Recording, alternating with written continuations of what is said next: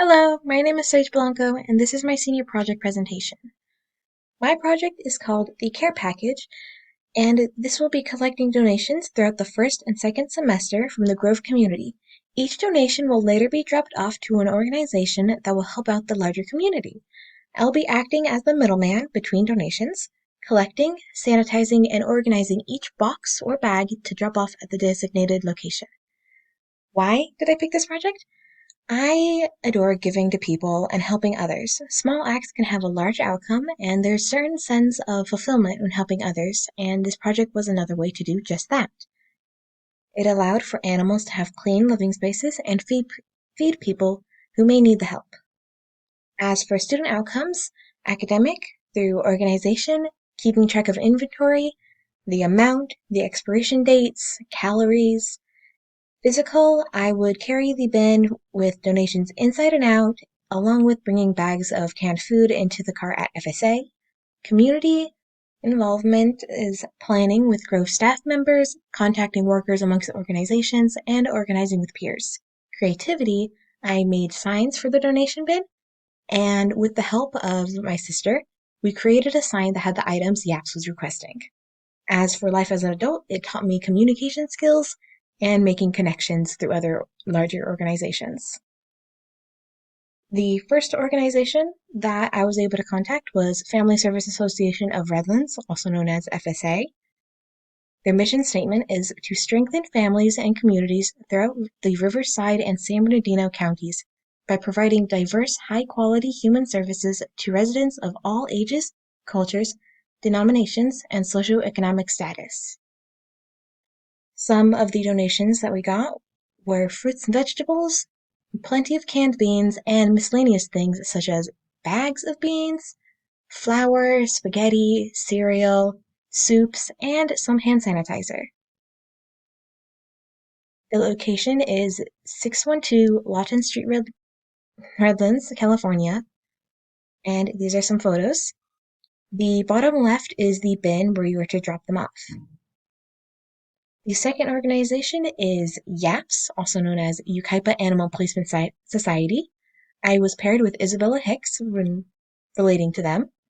Their mission statement is a no-kill, non-profit animal shelter that strives to prevent the euthanasia of dogs and cats in shelters throughout the region by providing them a temporary safe haven until a permanent loving home can be found.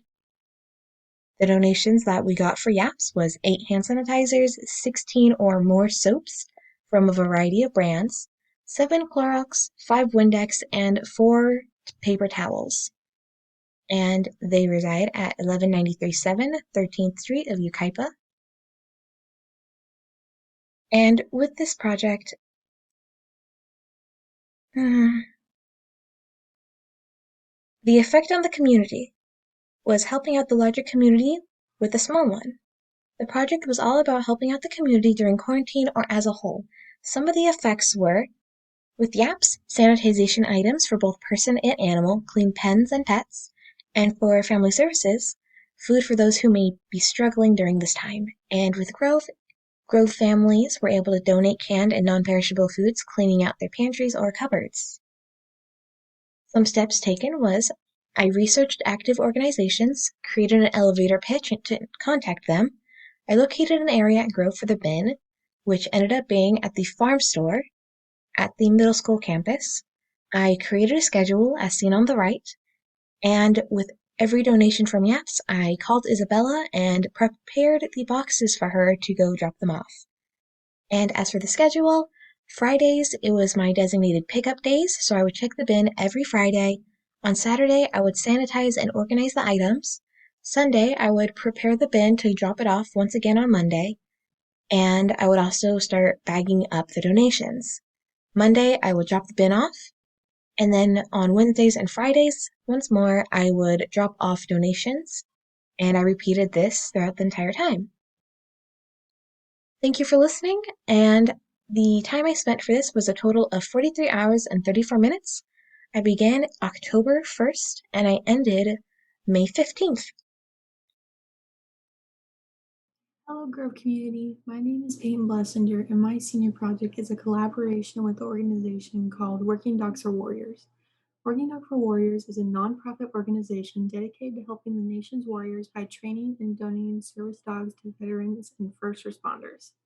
I organize donation drives throughout San Bernardino County to give to this organization. I chose this project because I noticed a lot of organizations were struggling to stay afloat because of COVID. Morgan's Dog for Warriors has a connection with my parents' work, and I noticed that someone in my own community needed help. I started my project by creating posters and boxes that I distributed to 5 different locations: Morgan's Dog for Warriors Warehouse, Fontana PD Station, the farm store, my family's pizza store, and my residence. I'd routinely check these boxes weekly and collect anything that was left. I also posted the flyer on my personal social media and the Grove Weekly. In total, I collected over $1,000 worth of dog food, a $400 value of dog toys, 15 leashes and collars, 6 water bowls, 32 bags of dog treats, 16 blankets, 14 towels, dozen water bottles, 10 veterinarian gift cards, 5 packs of dog toothbrushes, 1 dog crate, 3 boxes of waste collection bags, 1 machine nail file, 3 bottles of pet shampoo, and 2 dog brushes.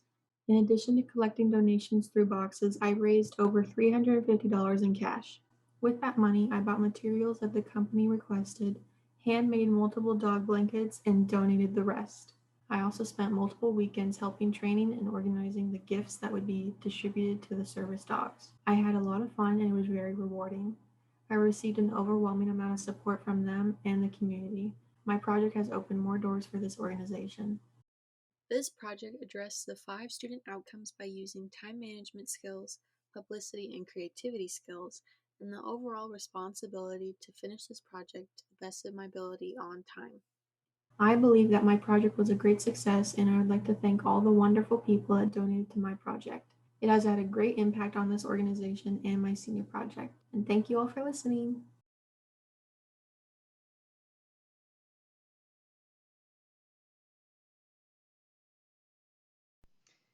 Hello, my name is Eva Cantwell. For my senior project, I wrote the first 2 chapters of The Tales of the Unbreakable Court, a novel that I intend to finish and publish within the next few years. They totaled these first 2 chapters to 65 pages of book. Apparently, I write long chapters. The community issue that I was hoping to at least bring some awareness to with this was a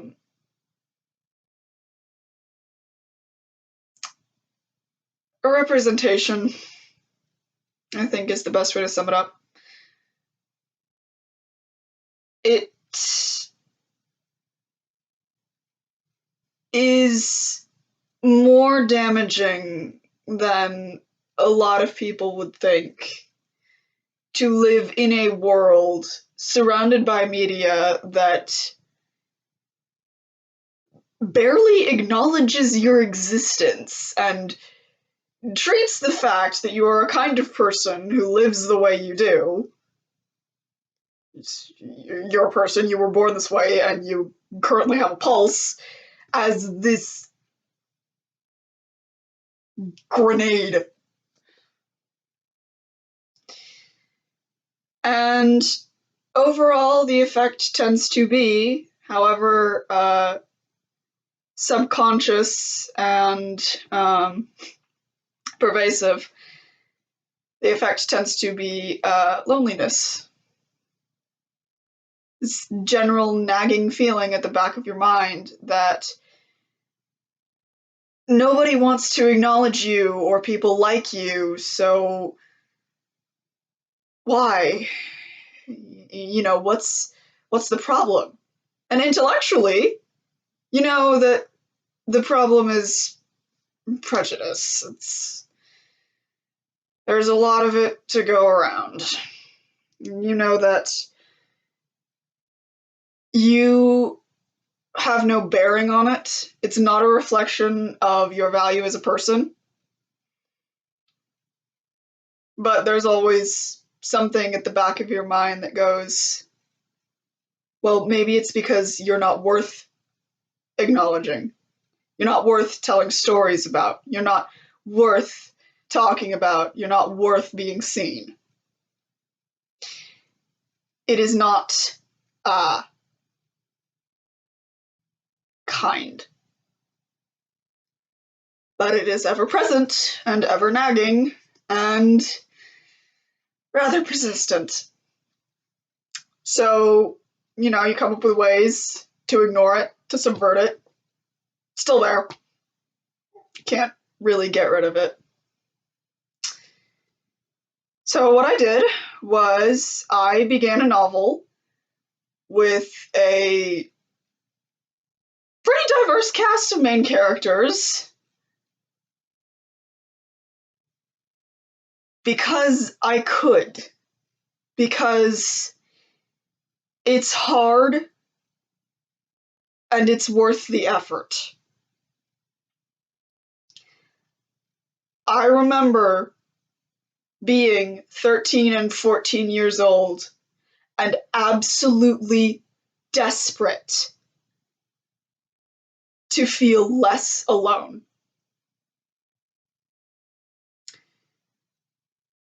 And there are a few writers, Mercedes Lackey and Rainbow Rowell among them, who did that for me.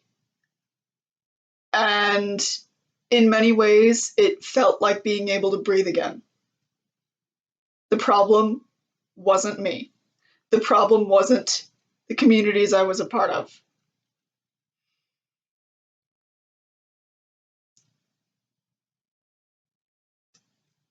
It wasn't my fault anymore that nobody wanted to talk about minorities and communities that I did move in and communities that I didn't move in.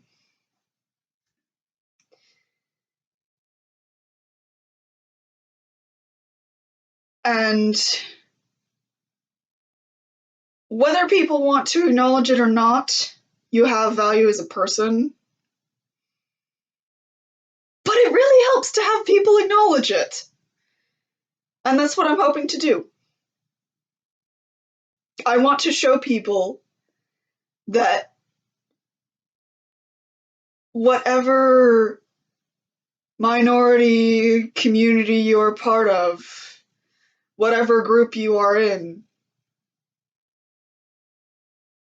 you, as a person, are worth telling stories about.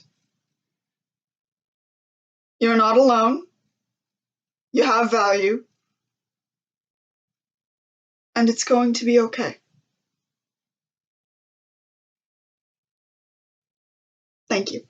So this is my senior project on voting. So 2020 was a big election year because we were deciding on a new president.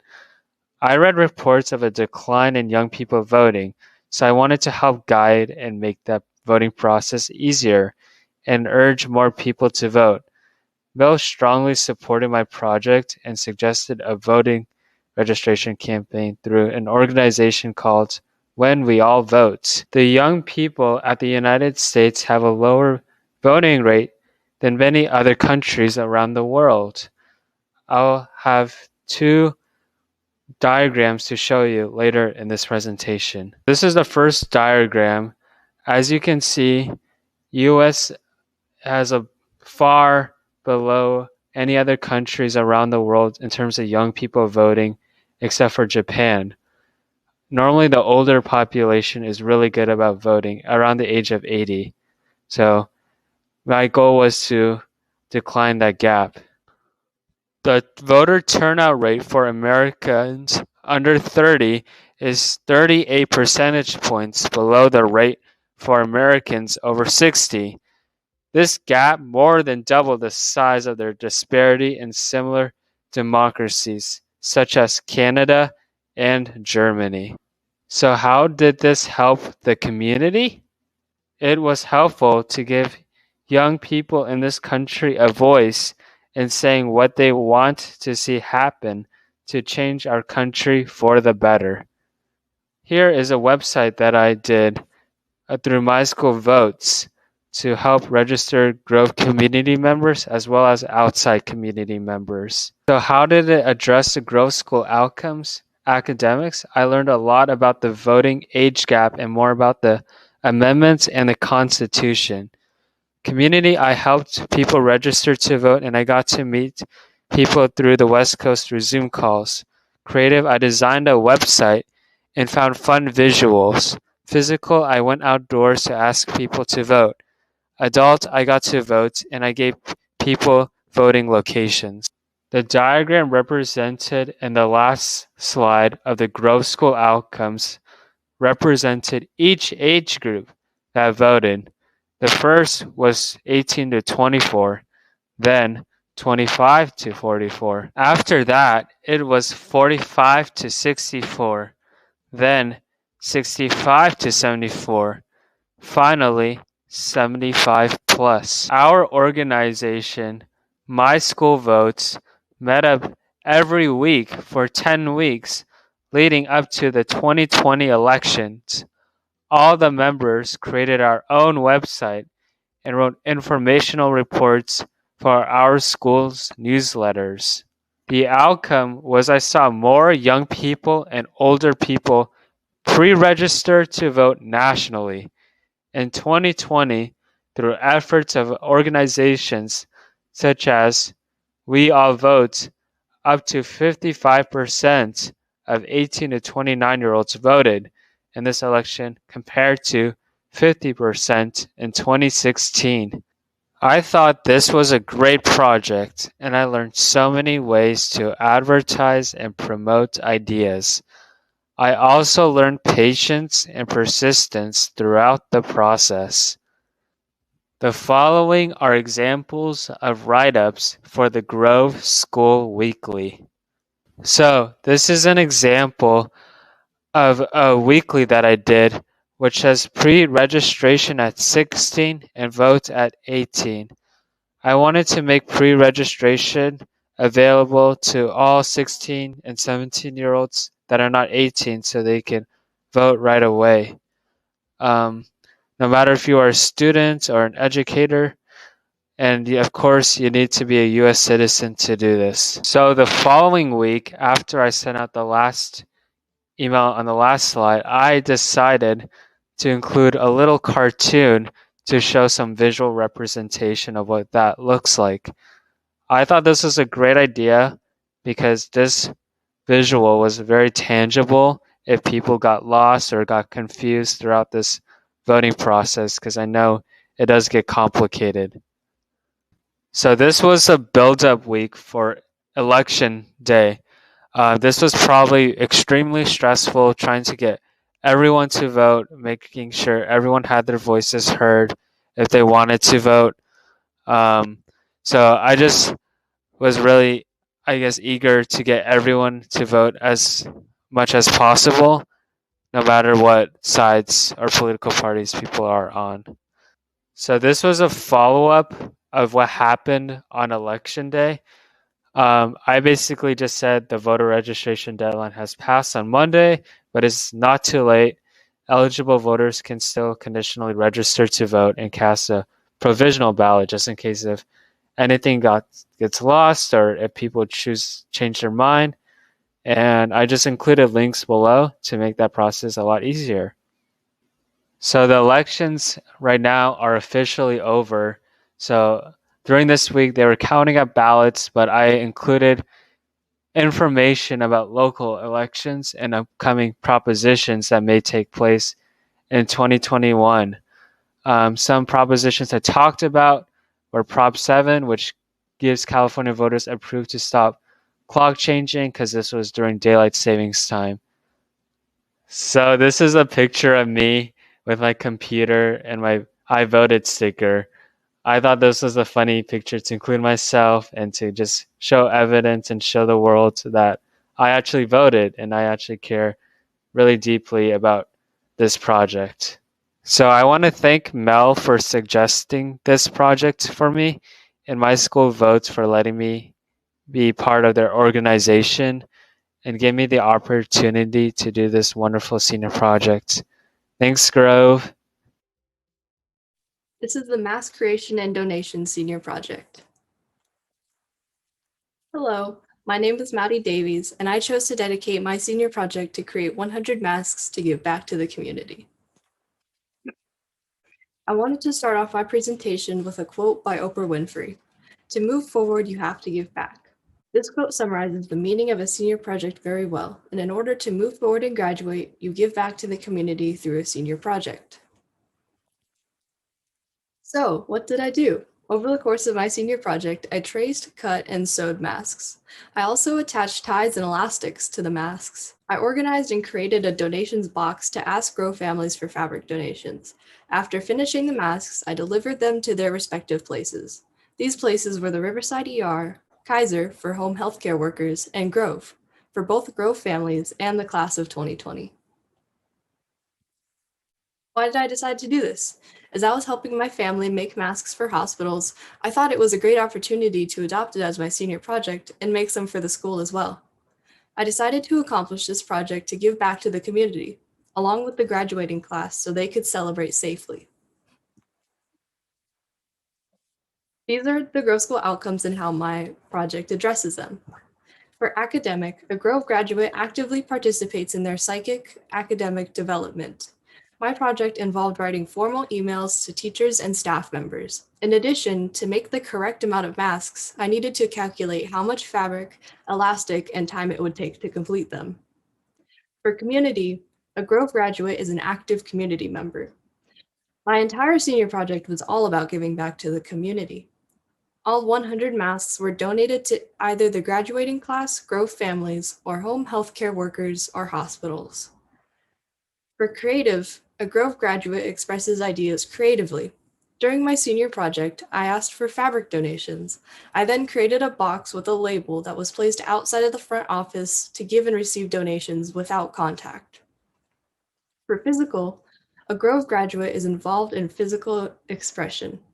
In my senior project, I was greatly involved in physical expression by cutting fabric, using sewing. In my senior project, I was greatly involved in physical expression by cutting fabric, using a sewing machine, and making masks. For adult life, a Grove graduate is prepared for life as an adult. In my senior project, I wrote formal emails to staff members and teachers, along with a mass email to the school for fabric donations. I prepared and organized drop-offs for the masks. In addition, I also ordered fabric and organized how to make the masks.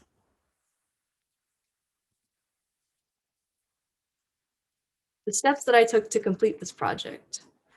To accomplish the project, I started by talking to Miss O'Brien for approval of the senior project. As soon as it was, I started using my own fabric to make masks that would go to hospitals, and soon asked the Grove community for donations. I used all of the donations to make masks that would go to the Grove.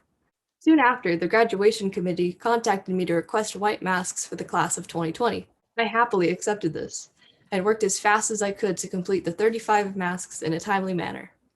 When the school year of 2020 to 2021 came around, I finished all the paperwork and remaining tasks to complete the senior project. This is the timeline for the completion of my senior project. It took place mostly during the mask shortage, which happened in late March to mid-June. The rest of the paperwork and check-ins were completed respective to their deadlines. Here's a more detailed documentation of the hours it took to complete this project. In total, I spent 58 hours doing various tasks which contributed to the completion of the project. The effect it had on the community. I was able to give back to both the Grove community and the greater community. My project involved the community by asking for fabric donations that would go directly towards masks for Grove families. It helped Grove families go out and travel safely. I was also able to help the class of 2020 graduate safely. In addition, to aid hospitals and healthcare workers with mask shortages. Here are some photos from over the course of the mask creation and donation. There's pictures of me sewing the masks right after they were finished and the process of delivering them. There's also a photo of the templates I used to trace the pattern on the fabric. Other documentations for my senior project include a segment from the weekly informing readers about the need for donations, and below are 2 emails. The one on the left is of the graduation committee contacting me if I was able to make masks for the class of 2020. The email on the right is the mass formal email that I had to get approved to send to the entire school to request for fabric donations.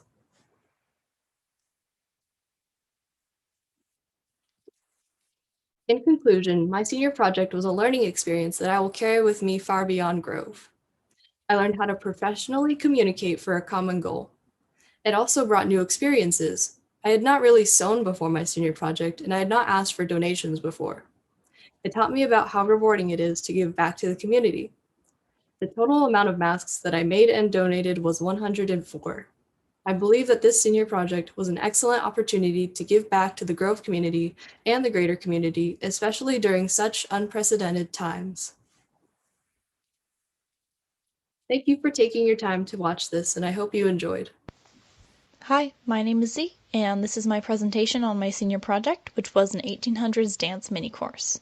My project consisted of creating a curriculum for and leading a mini-course on Regency dance and history, and running it as a second trimester mini-course in 2019. I picked Regency dance and history because I've been interested in that period and the literature surrounding it for a long time, and I'm knowledgeable in both that and the dances that they used. And I wanted to teach a mini course because it's an opportunity to engage the community, and it was also good for gaining leadership and organizational experience. This fits with the Grove student outcomes academically because it is both teaching and learning history because I got to learn extra things even that I didn't know. It's creative because I created the ideas and the plans myself. It's physical expression because dancing is physical activity, and it was also counted as PE credits for the students. It's preparation for adult life because I had to prepare, schedule, and run a full course.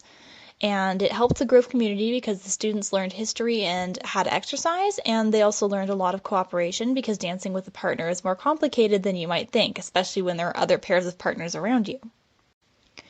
My first step was to create the concept in the basic plan, as well as get it approved. My second one was to create the syllabus and the class ideas. My third one was to find and organize materials, as well as make activities. My fourth step was to pick which dances we were learning and which music we were going to learn them to, and order them based on simplicity and moves. Fifth, I contacted my guest speaker and I planned the resources I might need technologically and in the room. And sixth, I led the mini course. The effect that this had on the community is everyone in it learned and participated. They all got exercise, and my lesson plans worked well, and I think I executed them well. The ball went great, the dances were learned and explained properly, and it was enough amount of information balanced with enough amount of exercise for it to be a well-taught course. Several of the students had a really, really, really good time, and they told me that they did, which was nice to hear, and everyone else was at least not bored in the class, and those who were interested got an addition to their knowledge and a direction for their passion in the subject, and those who were not as interested got a class to take and an opportunity for physical activity, which is important for both credits and health. I started planning and creating the lessons in August of 2019, and in September I finalized the paperwork and confirmed the ideas with Mrs. O'Brien, and in September and November I led the mini course throughout that time. In March of 2020, I created a website for Record and Mel's class, and in May of 2021, I finalized the notebook and presentation that would be needed. And these are some of the pictures that I took. Lots of pictures of us learning and having fun at the ball, which was what I hoped for. So I hope this had a positive impact on the Grove community, and it was really fun to lead. We are recording. Go. Oh, is it your sure? You go first. Hey everyone, welcome to our senior project presentation. Do you want to I'm introduce yourself? Savannah. And I'm Toby. Yeah. So what exactly is our project? This year we decided to make a mural. If you don't know what a mural is, it is a painting on a wall, basically. And so this was a design that was on the north side of the barn, facing the U drive. The mural shows many animals, a tree, various plants, and farm produce. and even a raven driving a tractor holding a banner. The main goal of the mural is to make the campus a more beautiful place and make it more welcoming to the students and teachers. The mural itself is about 93 feet long and 5.5 feet tall. So that gives you a good idea of what area that we worked with. How we got our ideas. Well, Toby and I got our idea from Miss O'Brien. Miss O'Brien mentioned it to us during our anatomy class because Amy Austin, she mentioned it to Miss O'Brien that she wanted a mural on the north side of the barn. So I showed interest right off the bat, and Toby later on messaged me, and we both had lots of interest for this area.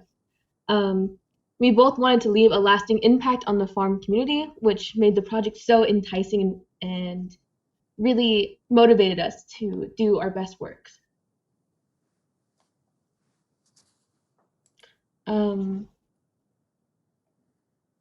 So when we were planning this project, the longest part and the hardest part was actually designing the mural itself. As seen earlier, you guys saw some of the rough sketches that we had, and obviously if you go over to the farm now or look at these pictures in progress, it's much different than how it originally started. So originally we wanted to paint on the metal itself, but Amy Nottingham told us to not do that. We had to collaborate with multiple people, so Amy Austin, Amy Nottingham, Susie Tolksdorf, and Andrew Christofferson. All of them had input on the design and sketches. We went through 3 or 4 major drafts before we actually finished the design itself. After that, we started a more detailing of the animals, proportions, and then we made a scaled down model on graph paper for how we want the spacing out in between the animals and the spacing of the animals themselves. We used lots of math, and we had to use a lot of math as we measured everything out on the wall itself to make sure everything fit. So that's our academics. Yeah, we also researched proper animal anatomy to make sure that the animals looked realistic, because we weren't going for something realistic, we were going for something semi-realistic. After that entire planning phase was planned out, we actually had to get our funds for the paintings. So we asked PTG for a proposal, since we were working on campus beautification, and PTG was at the time concerned with campus beautification, and they gave us $200 to buy paint and whatnot. And so then we started buying the paint, or in early May, we started actually washing the wall on May 3rd. That was the Monday. And so what happened was, since the Grove School didn't have a hose that we could use, I actually had to bring a hose from my house. Once we wiped and washed the wall, even soaping down certain parts, we put a white overcoat. Then over the course of the next 2 weeks, we would work tirelessly to finish the mural. We worked daily for hours after school at a time. We worked even on weekends and sometimes even into the night. You can see in the bottom left photo, we were working at night and we got a really bright light. Thank you to Savannah's friend for that one. We used chalk and measuring tape to indicate outlines of shapes and animals, then slowly painted the sky, clouds, grass, and the animals. What we did first was we would paint the solid colors first, when we get the general shapes out, and then we'd slowly go over, after the first coat is dry, with detailing and highlighting and accents. So not only was it just me and Savannah, it was also Savannah's sister, and we also got Christina's out to help us out, and there was a lot of physical labor involved. We worked until dark, and then on May 14th, which was the last Friday, we actually finished the mural. So a little less than 2 weeks, or about 2 weeks, we finished the mural. Wow. Effects on community. The mural directly affects community by making the farm campus a more visually pleasing place. The teachers, and especially Connie and Andrew, have shown lots of support in the beginning stages of our mural, which honestly motivated us to keep going and keep working on it and make it even more, just kept us going. We got Andrew's thumbs up of approval, which was a very exciting moment for us. We want our mural to last for years to come and make the campus more of a unique place. Even though we are leaving, this will leave a lasting impact for, I hope, generations of future Grove students to come. Going into our adult lives, we have made a subtle impact that can be admired and appreciated without much effort, taking on a large-scale project and utilizing time management skills. Was Wow. really... That's an excellent use of the adult life Grove student outcome. Wink, wink, nudge, nudge. I just have to make sure that they get that because we did. Hopefully they get that. That was our presentation. While it was a little short, we did cover everything, and we hope that you guys will walk over and, or whoever's watching this, probably Miss O'Brien, I hope you will walk over and see the mural for yourself and just take a few minutes just to look at it and find all the little secrets that we put in. My favorite is the eggs. I think The eggs. those are a very unique touch. What about you, Toby? Insects. I like the insects that we put. The bee, Oh, yes. the ants, the snail. Snail. Well, this is it. Yeah. And Thank so you. thank you, everyone. Bye. Hello, my name is Gonzalez, and I made a Grow promotional video for my senior project. What is it about and how I came about it? It's pretty self-explanatory. I kind of made like an advertisement for the Grove School, and I was actually offered the senior project by Andrew Christopherson when I was kind of left with nothing left to do due to COVID kind of crippling my past ideas. I feel that it helped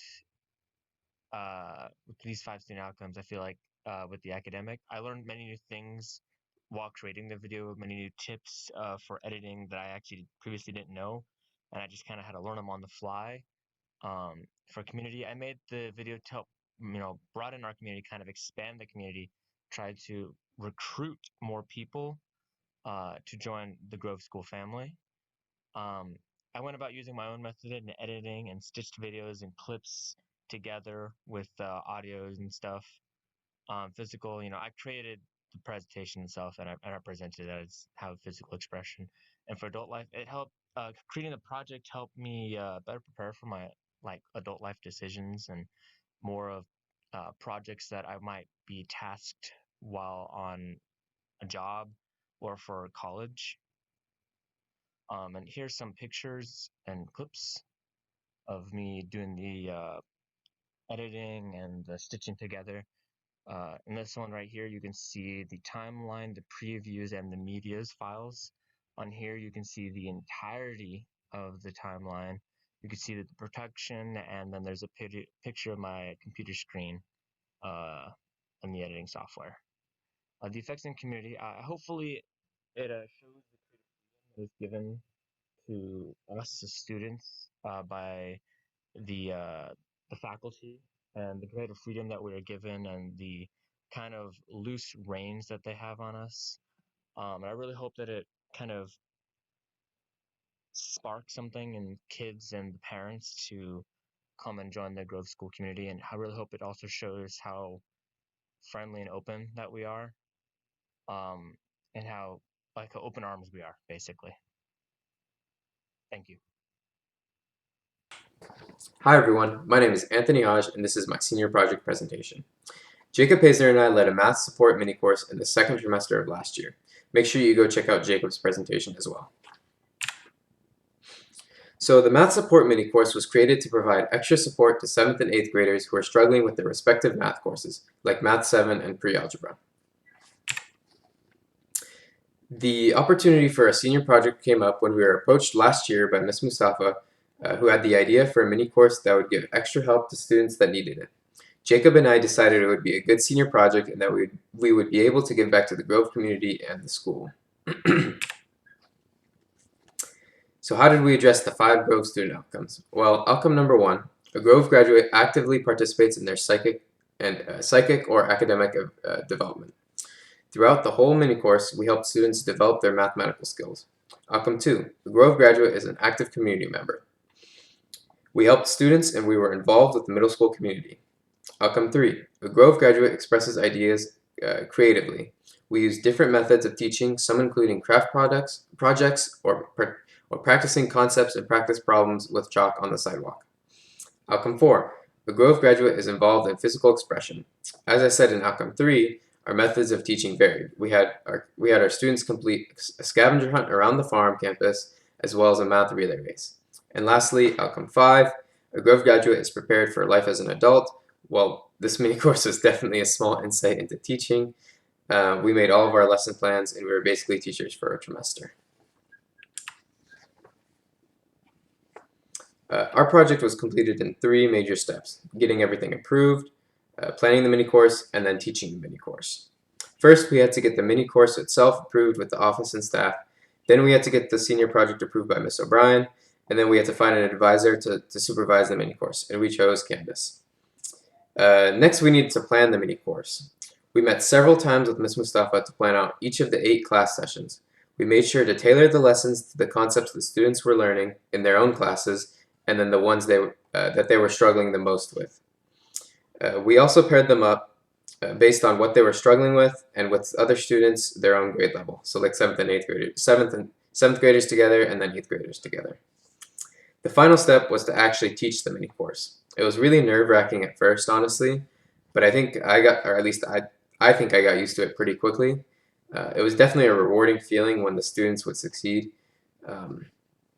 We tried to follow the plans, the lesson plans that we had originally made, but sometimes we had to improvise. Effect on the Grove community.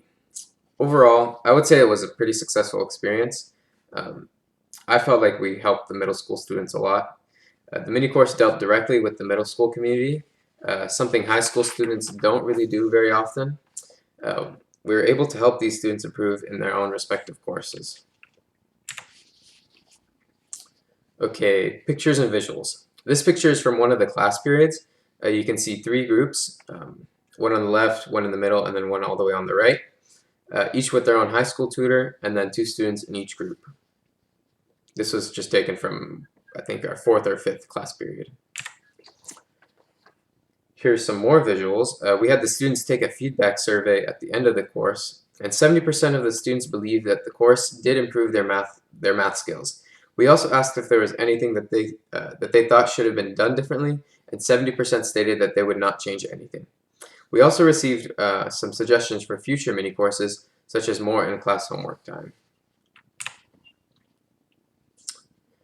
Here's some examples of the types of classwork that we did.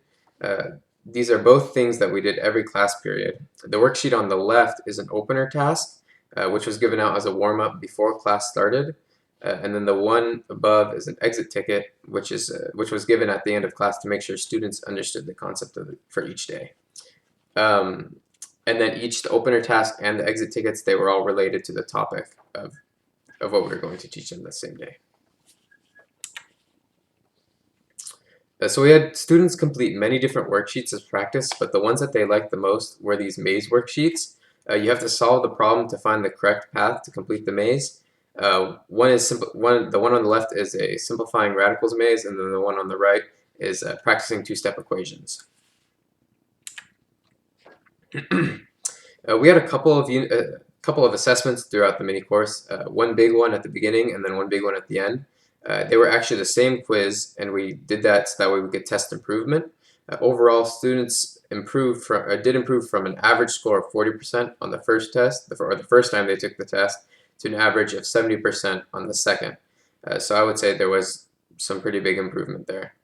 We also had a couple of quizzes during a couple of the sessions. And that concludes my senior project. I hope you guys enjoyed it, and make sure to check out Jacob's presentation as well. Feel free to contact me at my Grove School email if you guys have any questions, and thanks for listening. Bye. Hi, I'm Marc. And I'm Jacob. And this is Disney Channel. Wait. No, it's not. No, it's not. No, this is our senior project presentation.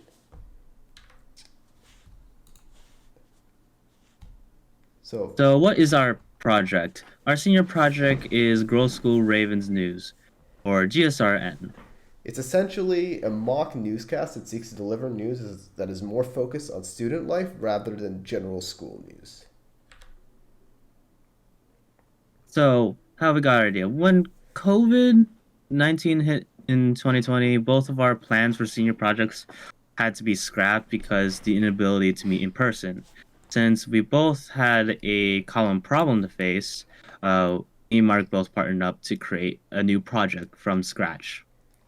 I thought up with the idea to create a video series for the Grove, and Jacob had a vision of it being sort of a positive newscast, showing good news that was happening at the Grove. We met up with Miss O'Brien for her insight and suggestions and how we could pull this off. And we took all of her advice into consideration, and from there, our idea of GSRN was born. So, the 5 student outcomes. So, on the academic side of things, our camera work, like our skills in camera work, has improved a lot since our first recording session. Also, our experience and knowledge on software such as YouTube, Premiere, and Shotcut had also improved since we started. Premiere, Shotcut being the editing softwares we used. For community, our whole project was based on community, informing students and staff and recreating that connection to the Grove campus that was severed when the pandemic hit. This was the entirety of this was the purpose of our project. Yeah, so on the creative side of things, I would say it's where we shine the most. Because the videos were completely self-produced, we had all the say in what happened in them, essentially. We could execute all sorts of ideas that we had for like the intros, interviews, little bits of like little funny areas, and even the outros. And then the power of editing let us make anything possible when they normally wouldn't be possible. For physically, we had to walk all around the campus. We had to talk to people. We had to lay out the plans and meet up people at school, and to gather all the much needed footage for all of our videos. So for the adult life part, we definitely learned the importance of time management from this project. Both of us struggled a lot with procrastination, but eventually we learned to push through the barrier and follow through with our project. So for our process and steps, for the videos that we made, we had a simple, understandable process. So our first steps involved planning what to do, like script writing, and contacting people that were needed for approval to be on campus. People who needed to chaperone us, and those needed for the content of our videos. Once we finished, we set out a day and went out to the Grove to gather all the footage needed for the video.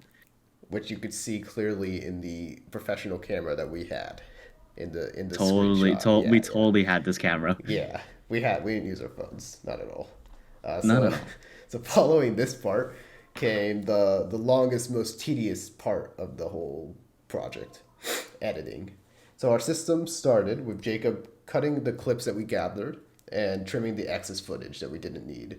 And then once he finished that, he would send the cut clips to me for me to then refine them and add effects and music and such to make it more like a video. Once that was finished, Marc could export the video and put it on YouTube in preparation for to be sent out to the school. We had a separate channel that was private for us to put these videos on. Yeah, so I definitely overshot the slide change, but it's okay. So obviously, before it could be sent out, it needed to be looked over by Miss O'Brien for final approval.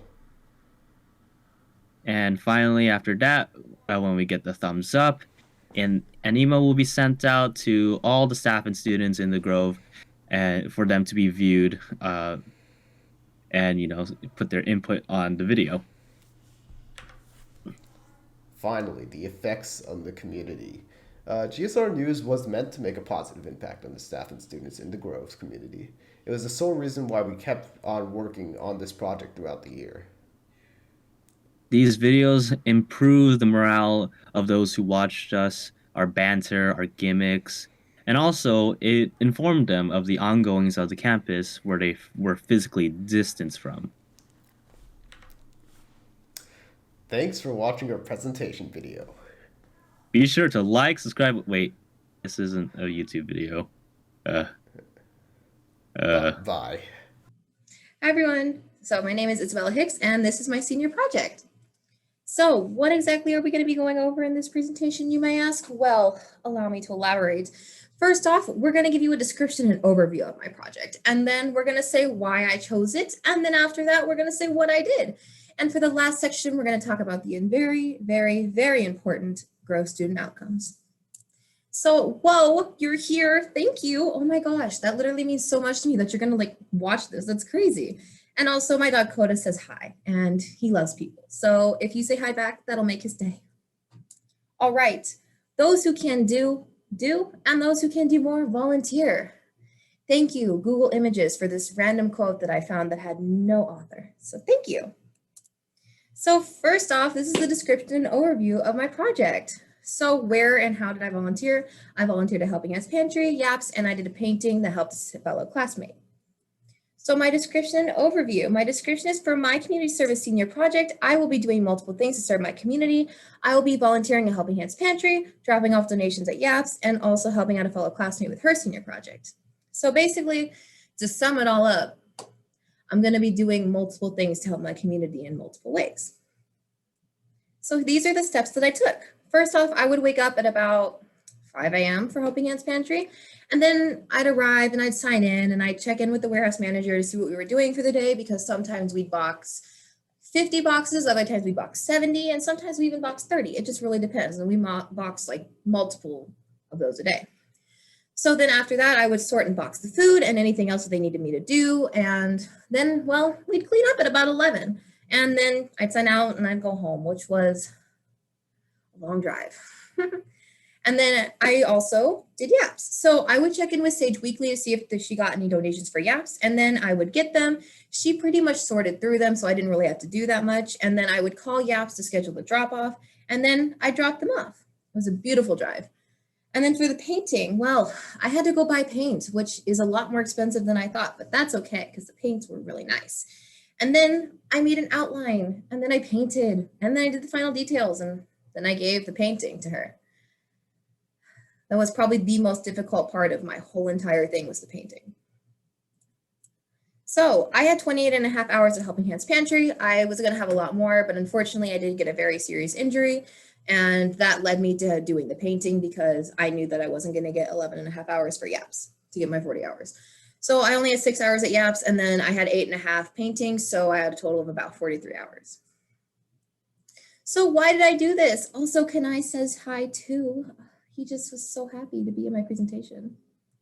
So why do I do it? I have been volunteering ever since I can remember, and I love volunteering so incredibly much. It's one of my favorite things to do because seeing other people happy makes me so incredibly happy. And I love helping. And it's just such a simple boost of serotonin. And I just love to give back to my community because it doesn't only help me and my family, but it helps other people as well. And that's what's really important to me. So what did I do for these places? And of course, Yuki was really cold. Forgive her, but she just wanted to be in my presentation too. So for Helping Hands Pantry, I would box and organize food to be shipped off and given to the less fortunate. And by sorting and boxing, I mean, we got these 50-pound boxes of oranges, and we had to go through them because some of them were not edible and throw them away and then, repackage them. Because our boxes would look like anything from having an orange, an onion, a lemon, 2 apples, a bag of meat. Yeah, a bag of meat and a bag of salad. And then we'd ship that off.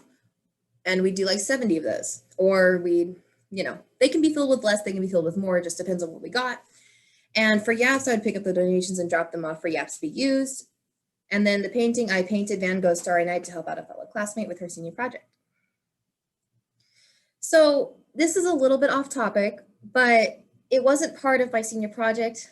And I just felt like it was really important to include because it just was a huge part of my senior year. And it also, in a way, it did involve YAPS just a little bit. So I felt like I should include it.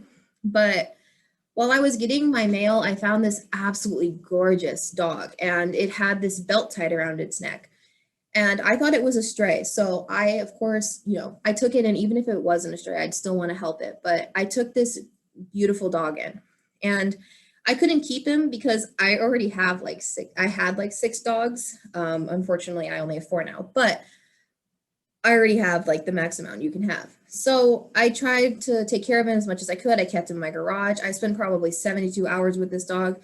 I went to call Yaps and well, Yaps couldn't take him. Yaps is full. And, you know, they also don't usually take stray dogs. So it was unfortunate. And I couldn't live with myself if I were to just take him to a high kill shelter or like a pound because I don't know. Dogs have a special place in my heart. And so, you know, I was posting about it on my social media and I was like, hey, you know, I found this dog. Is this anyone's dog? And no one, you know, claimed him. And, you know, I was trying to just find him a good home. And then this amazing woman responded to my mom's Facebook post. And she was like, you know, I foster dogs already. I'll take him. And so she took him and she told us that she just absolutely fell in love with him. And she named him Rip. And now he has his forever home, which is really important. So just as a PSA, just, you know, if you ever see a stray dog, please help it because even if it's a cat, just an animal in general, if you see a stray one, just try to help it as much as you can because they're scared and alone and they don't exactly understand what's going on sometimes. And, you know, before you take it to a shelter or a pound, just, you know, ask around, post it on social media, see if anyone will take them or if there are any ones that they got out and just, you know, just try to take other steps before automatically just dropping them off somewhere. So Yaps is a good place to call, but unfortunately they were full when I found him. So when I was at Helping Hands Pantry, besides boxing like oranges and everything, this one day in particular on December 23rd of 2020, this guy, George, he was the head guy there. He comes up to me and he's like, I need you to do a very special task, Isabella. And I was like, oh yes, what is it? And he was like, I need you to bag pistachios. And I was like, pistachios. All right. You know what? That doesn't sound bad. And he hands me this giant box of pistachios and this like scooper. So I bagged like 362 bags of pistachios for 4 hours straight. So I packaged 9 boxes of pistachios. 8 of those contained 42 bags and 1 contained 26 for the total of 362. I probably could have done more and that made me determined to do more the next week. But unfortunately, that was not an option anymore because I packaged basically all of them. That was the longest day of my life. So earlier I mentioned that I did get a serious injury and I'm going to talk about that for a moment because it did affect my senior project completely. So my original plan was to volunteer for Helping Hands Pantry for 40 plus hours. I was going to continue volunteering there even after the senior project was over. However, life has a really funny way of working. And as a lot of people who do know me, they know that my parents are disabled. And so during the beginning of my senior project was already difficult because I had to drive my dad back and forth to the hospital because he had a bunch of surgeries. So, you know, it was difficult to start with and that affected my hours in the beginning. But, you know, I kept going on and then it was just way too much for my body to handle. So since my mom can't really walk and stuff, I have to lift this like 40 some pound electric scooter. She calls it an electric scooter. It's an electric wheelchair, but she calls it a scooter. And so I have to lift that in and out of the car sometimes multiple times a day. And I've been doing that for years. So combined with that and lifting the heavy boxes at the place I volunteered, my body couldn't handle that. And unfortunately, one of the discs in my spine was being crushed. And if I were to continue volunteering and helping my parents, I would have had to have like some serious surgery and it would have definitely affected my future. And I just couldn't do that. So I had to stop helping my parents for a while and I stopped volunteering and it just kind of completely altered and changed my life. And I still go to physical therapy for it. So, you know, it was unfortunate and I was really scared because I couldn't continue doing my senior project. And I knew that Yaps wouldn't take 11 and a half hours because that would have been how many hours I would have needed to have 40 hours. So, you know, it was a learning experience because I fell behind in all my classes and I was way behind in my senior project. And I also found a new distaste for art, which I will get into, but pretty much it was life-changing. And while unfortunate, I learned a lot. So now we're gonna get into my alternative project, which is the painting to help my fellow classmate. So after my injury, I got assigned this new project. I had no idea that it would be the absolute top thing that I dreaded the most. Painting. Now, there are artsy people. That's not me. So, of course, I couldn't say no. I needed the hours, and well, I thought, maybe a painting just wouldn't be that bad. Maybe I could get it done and maybe it wouldn't look terrible. I was so wrong. It was not easy at all. And I'm one of those people that is such a perfectionist. I cannot draw out of the lines. I cannot color outside of the lines. I will throw it away and start over again, even if it's like the last little tiny spot. So I just struggle with that. And you know what? I had so many mental breakdowns. And I pretty much, I cried myself to sleep almost every single day because of this painting. And it sounds dumb, but that's what I did. And as soon as my paintbrush touched the canvas for the first time, I died inside. That was the worst thing that I have ever done. However, I continued. I completed it. I still don't like it, but I completed it. And some people have a passion for art. I simply am not one of those people. So, it was different. And I'm kind of thankful for it because in a way, I needed to learn that I'm not going to be good at everything. So now we're going to talk about the very important student outcomes. And wow, even Bear made an appearance. That means this is very important.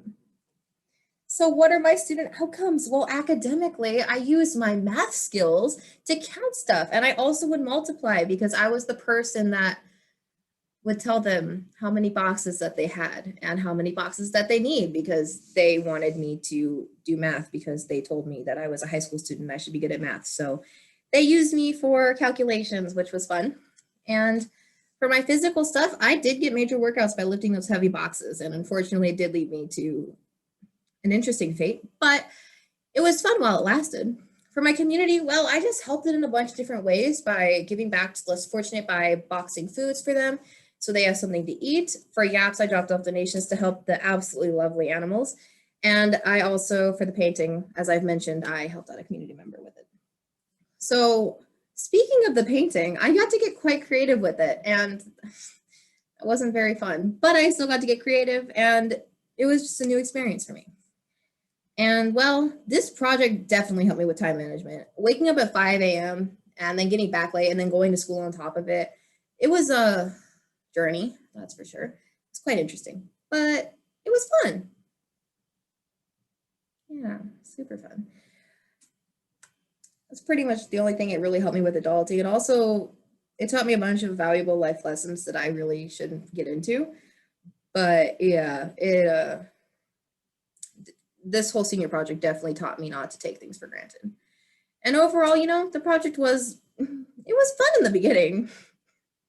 But towards the end, it kind of crashed and burned. But even though I struggled a lot, I still got it done. And I'm very proud of myself for getting it done. And I want to cry.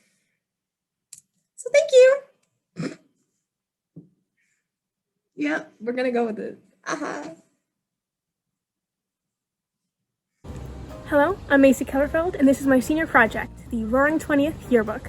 So I joined Yearbook first in 8th grade, and then I was the copy editor in 10th grade, and then in 11th grade I was the head editor and had it as my senior project. So where did I start? How did I choose the Yearbook as my senior project? I've always thought Yearbook was interesting, and I liked the creative aspect of writing copy and taking pictures. I also enjoyed being a part of making such a well-loved thing for the community.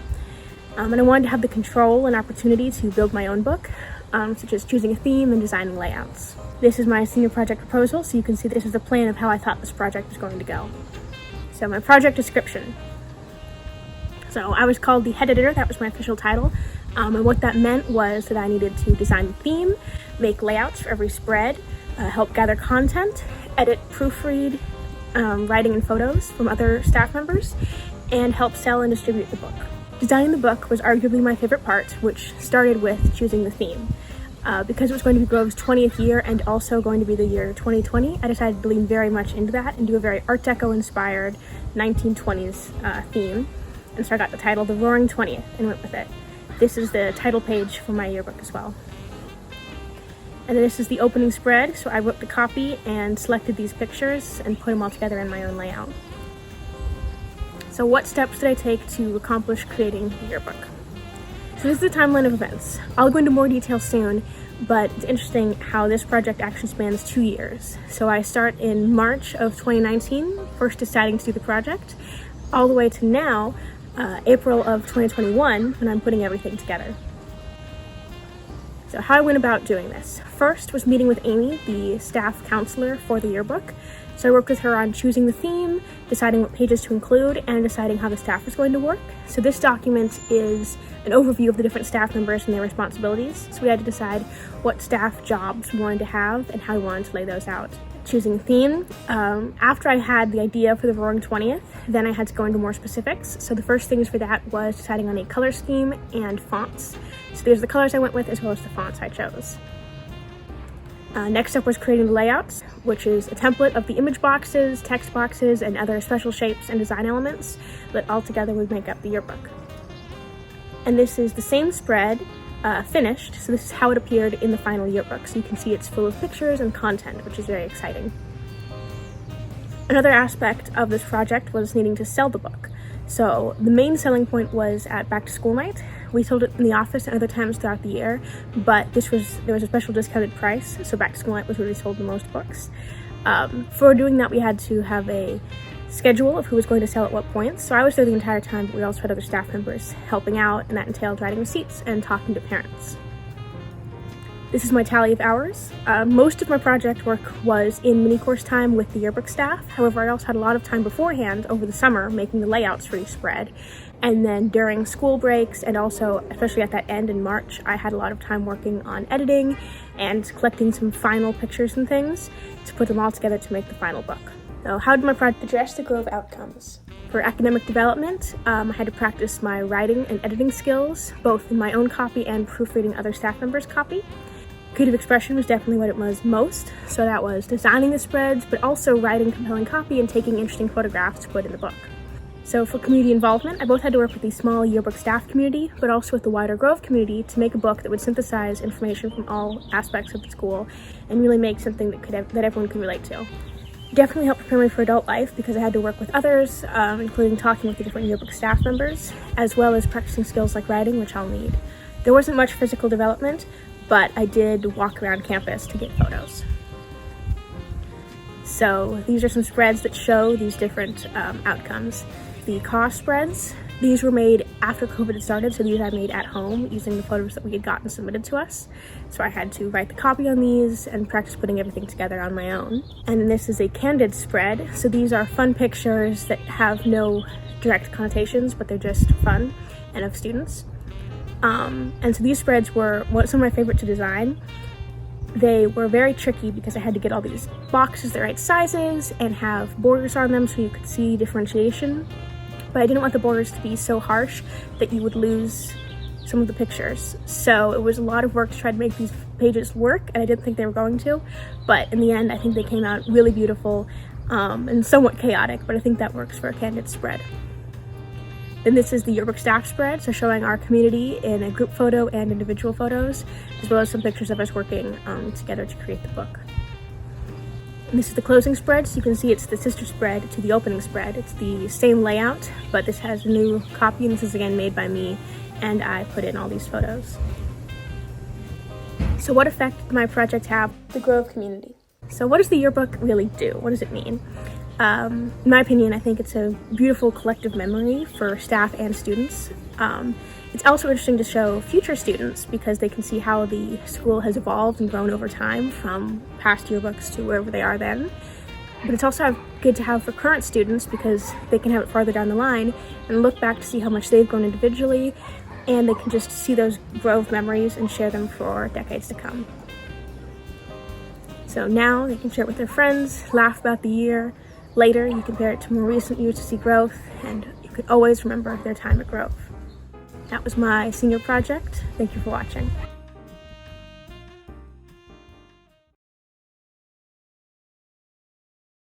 Hey, I'm Jacob Kriens, and this is my senior projects. First off, me, Michael, and Caleb dug a hole, and then we built a wall, as you can see on here. It took about 2 days, Tuesday and Thursday, to finish, and maybe even 3.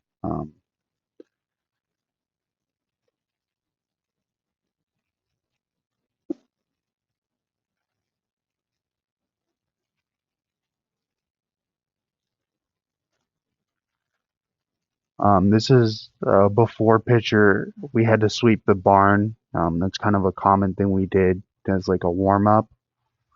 And this is how dirty it was before, and this is it after. It's very easy work. It was only took like 10 or 15 minutes. We also did more work if the teacher wanted us to help. This is there's PVC pipes we ended up organizing.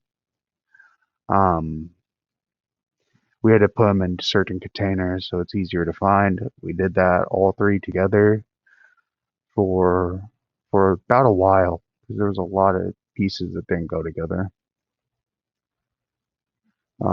This is us building IKEA tables. That is me filling a Slavic squat. And that's Caleb perfecting the Slavic squat. Yeah, that's building IKEA tables. Building more IKEA tables. My brother holding the wrench, Caleb behind the table holding a wrench, and me laying down because I'm tired. This is us taking a selfie in the farmhouse. We had to get some tools to do a project, so we decided to take a after selfie. Michael out angling us all. This is how the IKEA tables came boxed, and we had to unbox them and take them out of the bags. This is us. This is like the first 4 tables. No, this is like the second batch of IKEA tables we finished together. This is the pathway we built. We built it from about a little back all the way up to the wheelbarrow. That's what we built. We just laid down tiles and stuff, and that took a while. And that's the before. This is we had to tear out some roots out of the garden bed. We also helped a different group of people doing senior project. We were first given the assignment, but then Beth asked us to do something, and we lost that assignment. This is Caleb. We had the pickaxe and the shovel to dig out the roots. This is the before picture of the pathway I had to lay down tile for. It's really hard. You had to get a dolly and stuff. Oh, and this is the after of the garden bed after we dug out the roots. And that's the after photo of the pathway I built. They wanted it wider for middle schoolers to spread out. And that's us clearing out weeds from the garden bed, the cactus garden bed. What am I proud of? I really liked, in terms of projects, I guess the skirt, building the skirt on the building and the laying down tile. That was probably the funnest, I feel like, because they were heavy and it was fun. It was just building stuff. And what did I learn? I learned that farm work's really fun with friends, and listening to mother video game music while building IKEA tables is pretty cool. We also fixed up this shelf. We had to use wood glue and mallets and drills to fix up and divide it. It was a little uneven afterwards, but that's what it looked like afterwards. Oh, this is also after sweeping. Okay, yeah, sweeping. Oh, this is the skirt to the before to the skirt. Or that, yeah, this is the after. This was probably my favorite project because it was using the nail gun.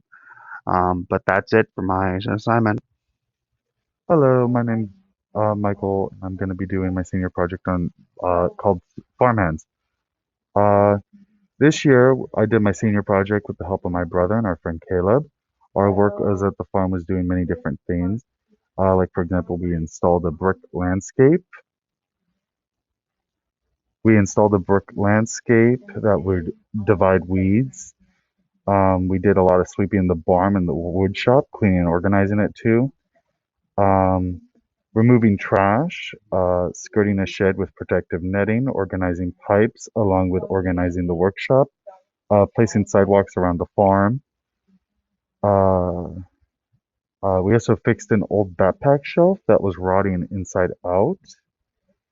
And even with, I even did some COVID measures for social distancing by marking and taping lunch benches to safely divide everyone while they chat and eat.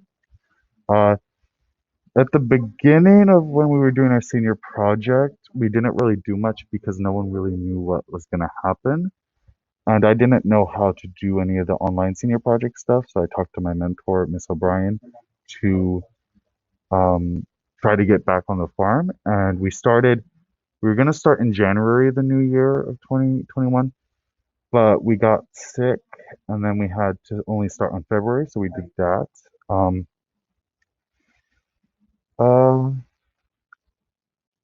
We also kept up to post and everything. The first challenges was that we first faced was that the time we started every day was really hot, so we had sunscreen with us. And every time we usually did a powder, me, my brother, and Caleb would usually have our different roles. So I was like always cleaning up messes while we were doing things and guiding everyone with what we were doing and making sure that we took breaks and asking Amy or Susie for more work once we finished the task we were doing. So I was like basically the dad of the group. Caleb was usually the handyman with translating the IKEA instructions and helping us in building the IKEA desk. Jacob was also the strength doing most of the heavy work. Over my 28 hours, I did many things I was proud of, and I believe it would have a lasting effect with just keeping up the farm when no one was there. Stop. Hello everyone, my name is Emily Lowe. I'm a high school senior at the Grove School, and this is my senior project presentation. So let me just share my screen and then we'll get started.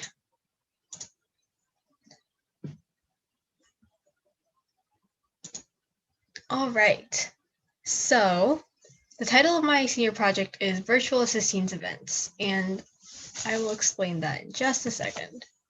So project overview. So here's a little bit of background information so you can get some context. So Assisteens is a local volunteering organization for teens that focuses on serving the local community. I've been part of their organization for 3 years now.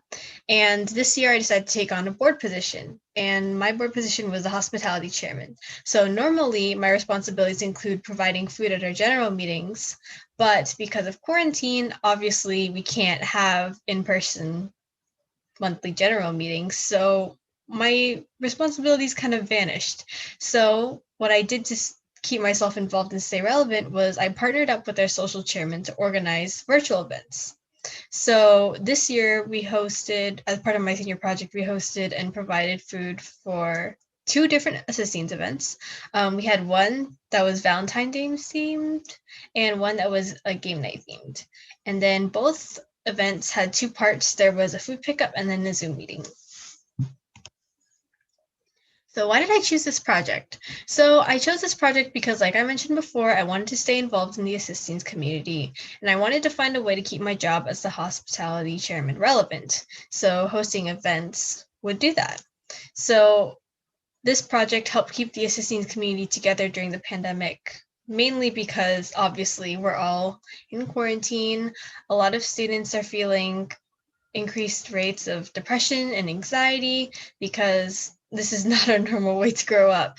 But these events give us some sort of community feeling and maybe some sort of feeling of normalcy as well. because it gives them ways to stay involved and make our members feel less isolated in quarantine. Addressing Grove's 5 student outcomes.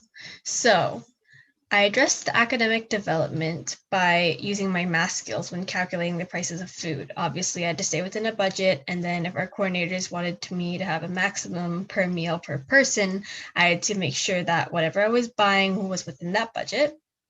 I'm an active community member because, well, my whole senior project is entirely community-based because it's organizing community events to show our members that even though we are in quarantine and we can't meet up, we are still a strong community.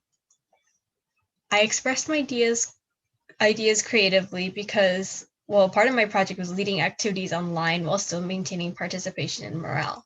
I'll go a little more into depth in this a little later, but a big problem we've had with Assisteens this year is participation and morale because people are just feeling really down. But holding these events, we had to make sure that we did it in a way where people were interested and who wanted to participate. I was involved in physical expression because I had to physically go to food places to pick up the food and then distribute the food to people. And then this helped me prepare for life as an adult because I had to effectively communicate with and provide information to others and work alongside others and delegate tasks. I was working with our social chairman and then also another person, and that was what I had to do, and that's going to prepare me for life as an adult in the workplace when I do have to work with and collaborate with other people. So here are the steps that I took. So there were 2 events, so I did this twice.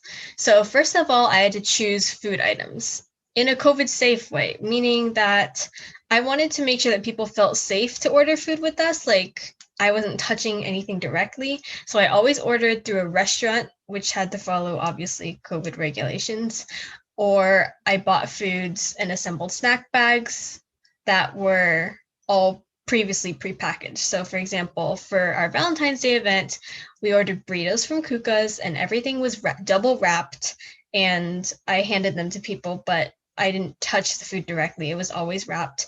And then for our game night event, I got snacks, but they were all prepackaged already. And you'll see in one of the photos later, I never touched any of the food directly because I didn't want anyone to feel nervous about that or have to worry about that because we are in a pandemic, and that is something that we now have to think about that we didn't have to think about before. So the second step was to create and send out a food sign-up form. So I used Google Forms. I just created a quick little form that asked for the name of the person, their food order, and then use that for people to sign up. And then after I sent that out, I planned activities and an event schedule with AJ, the social program chairman. We worked together for all of these because the job fell under both of our board positions. And then after we started planning activities, we started writing emails regarding event information and to remind students about food sign-up deadlines, obviously, and then sending out Zoom links as well for the Zoom of the actual event. We had to do lots of these, lots of reminders. I had to do lots of food sign-up deadline reminders, especially. And yeah, so after that, I closed the food form about a couple weeks later, ordered the food, and arranged the time and pickup area. And then I would send out the information for that to those who signed up. And then on the day of the event, I would host the food pickup. So I would go to the place. If it was Kuka's for our Valentine's Day event, I would grab the burritos and then have them ready for people to pick up. And then if it was the game night event, I went to the grocery store, bought snacks, assembled snack bags, and then had them ready for pickup somewhere. And then after that, about an hour later, I'd get home and then I'd log on to Zoom where AJ and I would host a virtual Zoom event where we run our activities like Pictionary, bingo, trivia, that sort of thing. And then I repeated this twice for each of the events. Or I'm sorry, twice, one for each event. So how my project affected the community. It helped keep the Assisteens community together in the midst of the pandemic because obviously we have to be apart, but it helped us feel like we weren't so isolated. And then it brought together students from all the Redlands high schools and gave them opportunities to participate in Assisteens, not only when we're volunteering for services like Youth Hope or at our Assistance League thrift shop, but also just social events where we could feel like we could bond with each other and talk with each other and support each other through these tough times. So these are some pictures. So the first picture here is the burrito pickup that I had right outside Puka's. So this is our chairman, and she was getting the burritos for me. That's me. And then all the food was in my car. I just grabbed it out of the bag, and then we had sodas and little heart candies because it was our Valentine's Day event. And then I handed those out.